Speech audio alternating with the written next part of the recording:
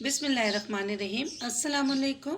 तो आज मैं लाई हूँ आप सब के लिए एक बहुत ही मज़ेदार, जायकेदार और टेस्टी चटनी की रेसिपी जो रमज़ान आने वाला है और इसमें आप बना कर रखें। ये बहुत मज़े का लगता है और आपको पता है रमज़ानों में चटनी के बगैर तो ना ही पकोड़ा खाया जाता है, ना ही दही बड़े और ना ही छोला चाट। तो चलें स्टार्ट करती हूँ अपनी रेसिपी। सबसे पहले इसमें डालेंगे हम 1 टीस्पून के करीब भरकर सफ़ेद ज़ीरा। इसके बाद हम डालेंगे इसमें थोड़ा सा पुदीना, 5 से 6 हरी मिर्ची।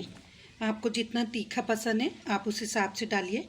मुझे ज़्यादा तीखा पसंद है तो इसलिए मैं थोड़ी मिर्ची का इस्तेमाल ज़्यादा करूँगी। मैं लहसुन डालूँगी इसमें, ये देखें इस तरीके से मैंने छील के इसमें डाला है।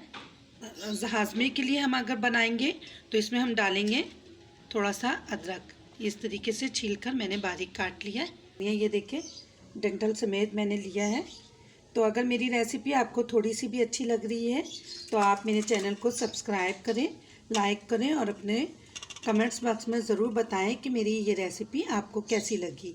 जायकेदार और मज़ेदार बनाने के लिए मैं इसमें डालूँगी 6 से 7 साबित मिर्ची, मोटी वाली मिर्ची। आप चाहें तो इसमें कुटी हुई लाल मिर्ची भी डाल सकते हैं। अपने टेस्ट के अकॉर्डिंग आप डालिएगा। मैं 1 टीस्पून के करीब इसमें नमक डालूँगी। अब इसमें डालेंगे, टमाटर की चटनी बना रहे हैं तो इसमें मैंने लाल बिल्कुल फ्रेश टमाटर लिया है, ये इसमें डाल देंगे। एक फाइन सा पेस्ट बना लेते हैं। खट्टी मीठी टमाटर की चटनी बिल्कुल तैयार हो गई है। अब मैं इसमें एक चीज़ का और इजाफा करूँगी। लेमन आए हुए हैं और बहुत सस्ते भी मिल रहे हैं तो इसमें मैं 2 से 3 लेमन जूस डालूँगी। आप चाहें तो फ्रेश निकाल के डाल दें, नहीं तो अगर निकला हुआ है घर पे तो वो आप 2 स्पून के करीब डाल दें। इस तरीके से ये देखें हमारा मज़ेदार सा हाज़मे वाला चटनी बिल्कुल तैयार हो गया है। आप इसको 1 हफ्ते 15 दिन के लिए स्टोर भी कर सकते हैं। आप इसको पराठे के साथ खाएं या रोटी के साथ या चपाती के साथ, या आप जो तहरी बनाते हैं ना आलू मटर वाली, उसके साथ भी खाएं, बहुत मज़े का लगेगा। और आप रमज़ानों में इसको पकौड़ों के साथ, दही बल्ले के साथ खाएं, बहुत मज़े का बनेगा। तो चलें अब इसको मैं दूसरे तरीके से भी बताती हूँ कि दूसरा तरीका हम किस तरीके से करेंगे। अब ये मैंने दही लिया है फ्रेश। ये देखिए आपको जितनी इसमें बनाना है आप बना लें।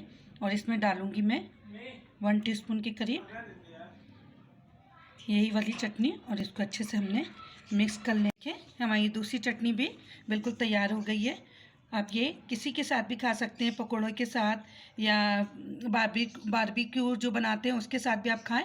जो रेस्टोरेंट स्टाइल में बनता है ये इसी तरीके से चटनी बनती है।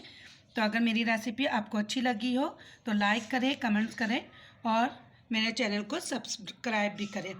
तो अब मिलती हूँ एक नए दिन और एक नए रेसिपी के साथ। मुझे दुआओं में अपनी याद रखिएगा। फ़ी अमान अल्लाह।